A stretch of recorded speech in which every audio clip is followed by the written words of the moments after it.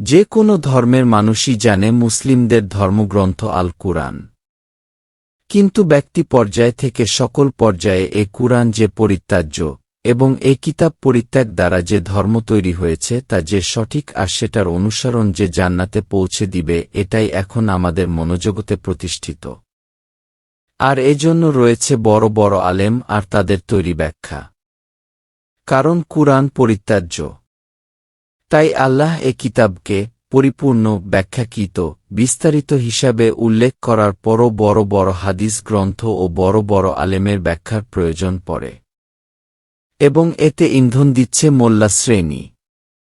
তারা বিভিন্নভাবে বলে চলেছে কুরআন পড়তে হবে আরবিতে, তাতে হরফে 10 নেকি মিলবে, বুঝার দরকার কি?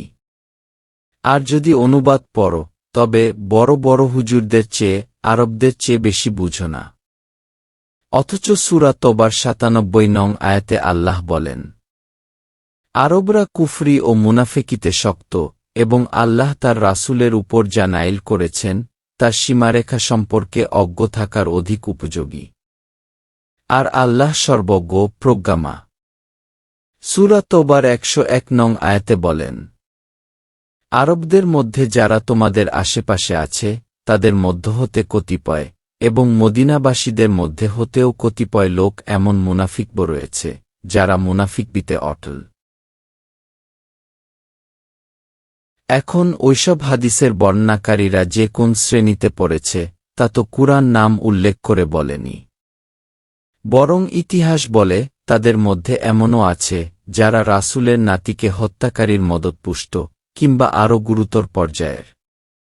তারা কি রাসূলের বাণীকে অক্ষত রাখবে? রাসূলের নামে তাদের বলা কথা ধর্ম হিসাবে বিশ্বাস না করলে ঈমান যাবে? আল্লাহ এ ধরনের কোনো বিষয় নির্ধারণ করেননি। মোল্লারা যে কুরআন বহির্ভূত ধর্মের প্রমোটকারী তা দিবালোকের মতো স্পষ্ট। প্রমাণ চান?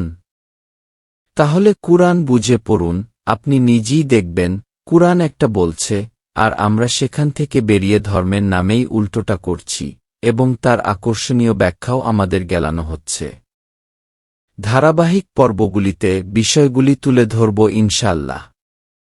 আর মুহাম্মাদুর রাসূলুল্লাহর মৃত্যুর অনেক পরে এক শ্রেণীর মানুষ কুরআনের ব্যাখ্যার নামে হাদিস যুক্ত করেছে, অথচ কুরআন ব্যাখ্যার এ দাবিও কুরআন বিরোধী। পর্ব আকারে বিষয়গুলি আলোচনা করব ইনশাআল্লাহ। তবে এখানে এতটুকু বলে রাখি, রাসূলের কথা কুরআনের বিপক্ষে হবে এটা আমি কল্পনাও করতে পারি না। প্রসিদ্ধ হাদিস সংকলকদের কেউই মক্কা মদিনার বাসিন্দা নন, শুধু মুয়াত্তা মালিকের সংকলক ছাড়া। অথচ এটা সিহাহ সিত্তাতে স্থান পায় নাই। রাসূলুল্লাহর মৃত্যুর ১০০ বছর পরের গ্রন্থ সিহাহ সিত্তায় স্থান পেল না, স্থান পেল ২০০ বছর পরের থেকে যত গ্রন্থ।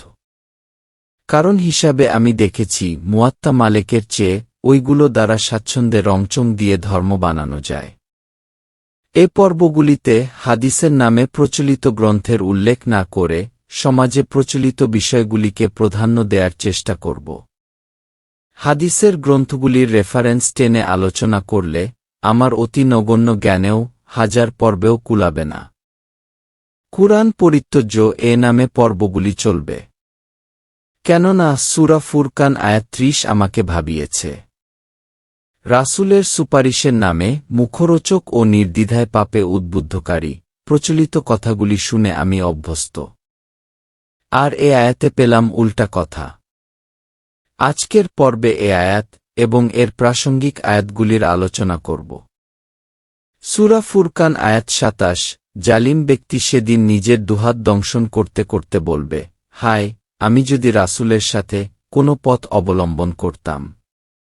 সূরা ফুরকান আয়াত ২৮, হায়, দুর্ভোগ আমার, আমি যদি অমুককে বন্ধুরূপে গ্রহণ না করতাম। সূরা ফুরকান আয়াত ২৯, আমাকে তো সে বিভ্রান্ত করেছিল আমার কাছে উপদেশ পৌঁছার পর। আর শয়তান তো মানুষের জন্য মহাপ্তারক। ২৭ নং আয়াত থেকে বুঝা গেল জালিম ব্যক্তি অর্থাৎ যে ব্যক্তি রাসূলের সাথে কোনো পথ অবলম্বন করেনি সে আফসোস করবে।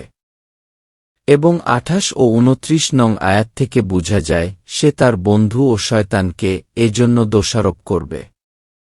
আর রাসূলের সাথে অবলম্বিত পথ যে প্রচলিত হাদিস নয়, বরং তা যে কুরআন, তা অনেক আয়াতে রয়েছে, যেমন সূরা রাদ আয়াত 37। আর এভাবেই আমরা কুরআনকে নাজিল করেছি আরবি ভাষায় বিধানরূপে। আর জ্ঞান পাওয়ার পরও যদি আপনি তাদের খেয়াল খুশির অনুসরণ করেন, তবে আল্লাহর বিরুদ্ধে আপনার কোনো অভিভাবক ও রক্ষক থাকবে না। সূরা জুখরুফ আয়াত 43।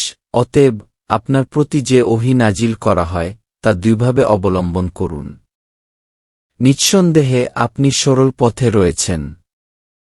সূরা আল আহকাফ আয়াত 9। বলুন, আমি তো কোনো নতুন রসূল নই।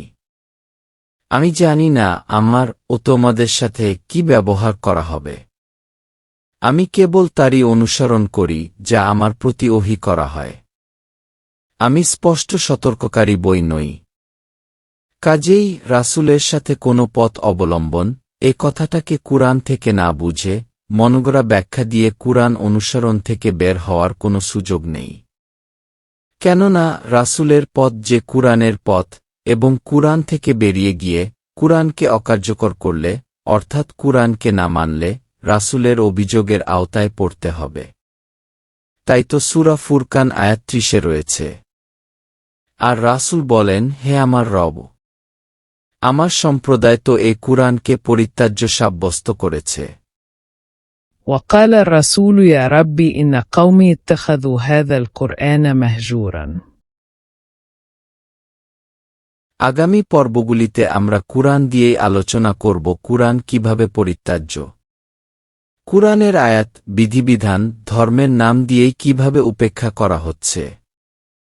আর মুসলিম নামধারী আল্লাহর জান্নাতের দাবিদারেরাই এটা নির্দ্বিধায় করছে। হায় নির্বুদ্ধিতা, হাই আহাম্মকি! আল্লাহর কিতাব মানবে না অথচ আল্লাহর জান্নাতে যাবে। মুসলিম নাম থাকলেই, উপযুক্ত অবস্থা না থাকলে আল্লাহ দুনিয়াতে যে সাহায্য করেন না, এটা তো আমাদের চোখের সামনে। মুসলিম নামধারীরা আজ অত্যাচারিত। আর বিচারের মাঠেও কর্ম দ্বারা ফয়সালা হবে, সেটাও তো কুরআনে স্পষ্ট।